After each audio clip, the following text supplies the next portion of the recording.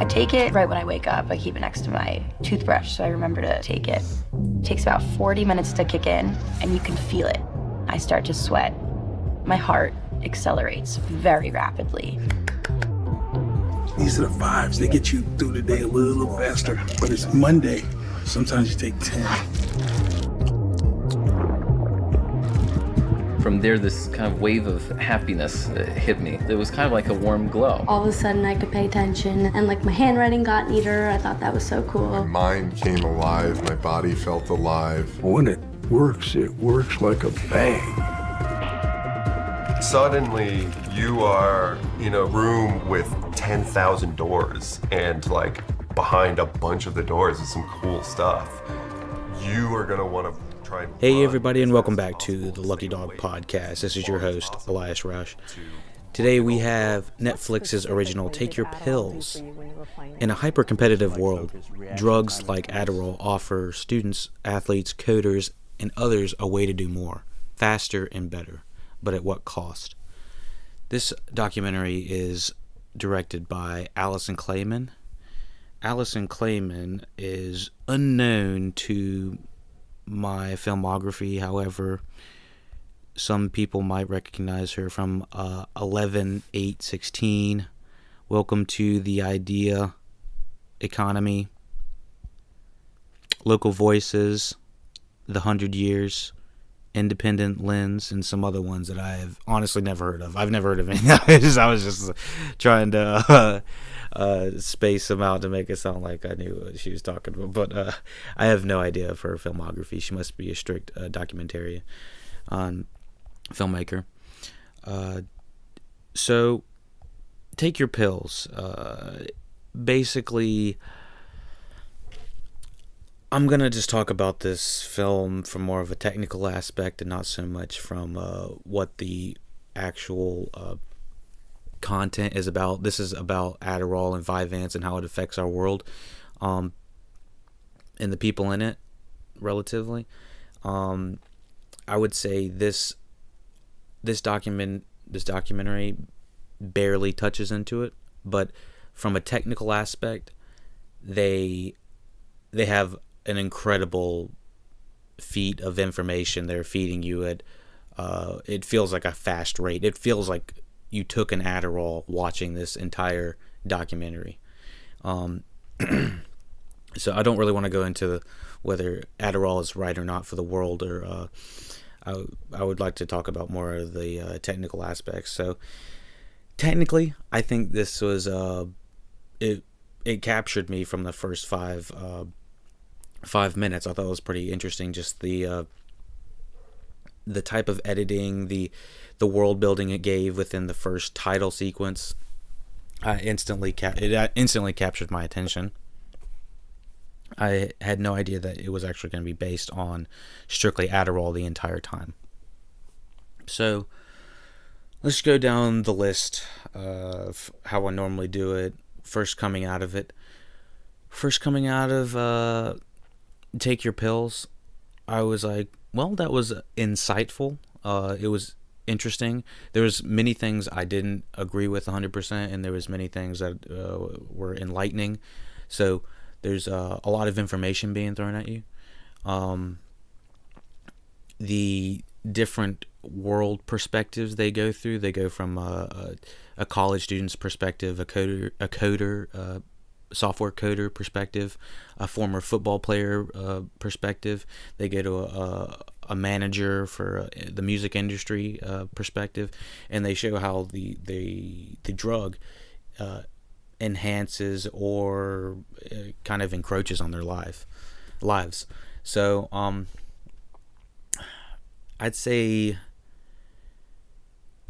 the documentary started out at a really high point for me and then slowly deteriorated as it was going, because I realized they were raising a lot of questions and raising a lot of issues, but not really going too deep with it. They're not going the extra mile. They're they're saying, did you know Adderall's spiked up this much in percentage, but they're not really talking about the negative effects to the to an extent. They kind of made it more or less like you would want to do the drug, if anything.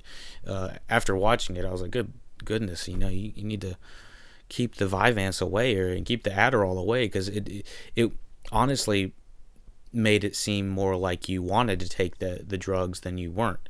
They kind of ended the documentary by saying, let's try to do something about the Adderall and Vyvanse problem, or methamphetamine and amphetamine problem. But the entire documentary, it's like kind of glorifying it. I wouldn't say glorifying it, but it doesn't make it look nearly as bad as what they're saying, and the way they're discussing it, they're from like a drug culture way of how individuals look at the drugs.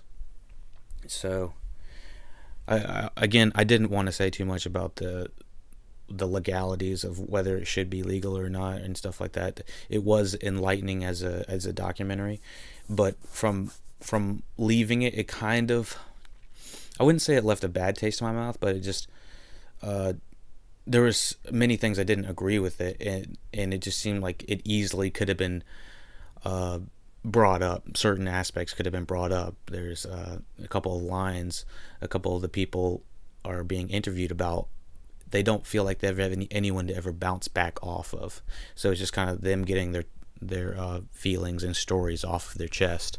So I almost wanted, there's doctors and other specialists that are on the show, and I almost wanted them to interact with these other individuals that were being interviewed, just to, I don't know, kind of create some tension, because I didn't feel like there was much. It just kind of felt like one of those really long did you know videos for an hour and a half. And those are nice, but I mean, they can, it can get dull just like every other video can. But the editing and music really kept it to the next level of from just a regular documentary. So I do want to talk about some of the problems that I saw on social media about it. I had no idea until I was very close to the end. I just pulled up the Twitter just to see what people were saying about Take Your Pills, and there were a lot of individuals that had some interesting perspectives and problems with it, most of them having to do with people that do need ADHD medicine, because the documentary, I would say it kind of sits on the fence of saying we don't really need these drugs through our pharmaceutical systems and in our country, kind of thing. But they were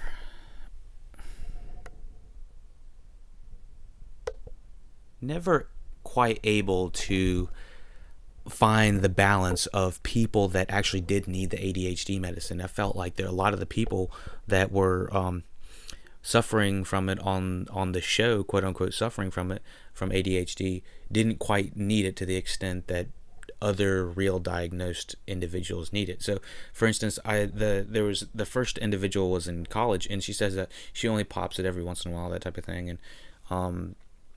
And so she said it made her brain feel enhanced and makes her feel smarter, makes her go, study longer, makes her ahead of the pack from an educational standpoint. But they never really, I didn't feel like, okay, so I would say she is the individual that is just using it to get ahead in class.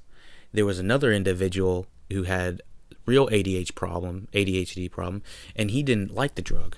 And so he was in favor of trying to learn alternative methods of focusing and trying to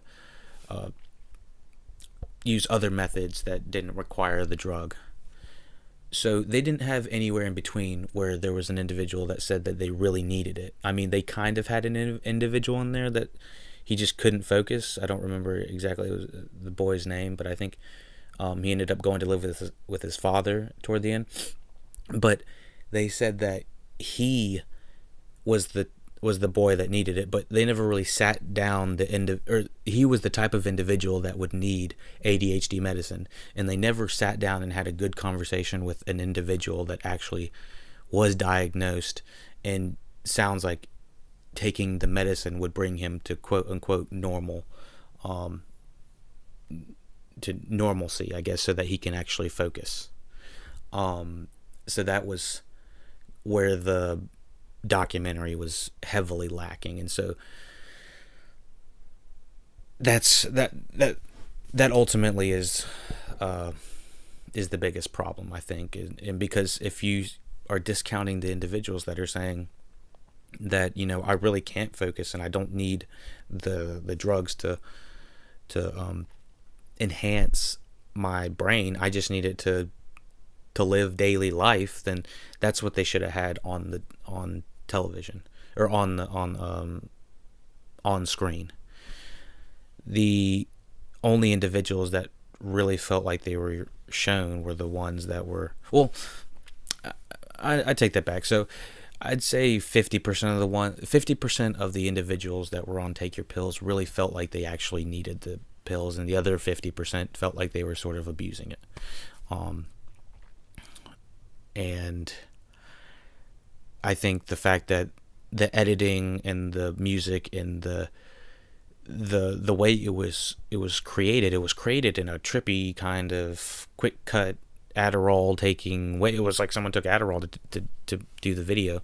So just in the way that was filmed, it felt like they were trying to push more. You should probably take Adderall, and it felt more like a promotion for Adderall than it felt like an anti-drug ad. But yeah, I just wanted to hop on real quick documentary. Kind of problematic, but it visually really, really capturing, and it sounds cool too. The music is just as encapsulating as the actual visuals are. The individuals, stories, those are a little subjective. But other than that, I'd leave it up to you. If you're into the technical aspects of film, I would recommend this. But other than that, I think that some of the issues it brings up, it just doesn't quite fulfill. It doesn't say this is what we should do. It doesn't really have a good answer. It just kind of brings up a million questions, and I don't know, kind of leaves you there sitting. So that's about it. I just wanted to hop on here about that. Everybody, check out the LuckyDog Podcast Facebook page. We have our full audio available on SoundCloud, YouTube, Overcast, TuneIn, Apple, iTunes, whatever they're all called. We got so many of them. We got some more podcasts coming up. I appreciate everyone doing it off their desks and doing it off strippers, and that's not how it is with Adderall. Who takes Adderall anymore? Half the kids in Palo Alto. You name it, I've tried it. Adderall, Ritalin, Concerta, Adderall, Vyvanse, Focalin. The idea that one would have given amphetamine to children in the 60s would have appalled everyone. From now on, it's nothing but fresh air, lots of hugs, and good old-fashioned Ritalin. I am Adderall. Like, I'm never not on it. I would never think of something as me not being on Adderall.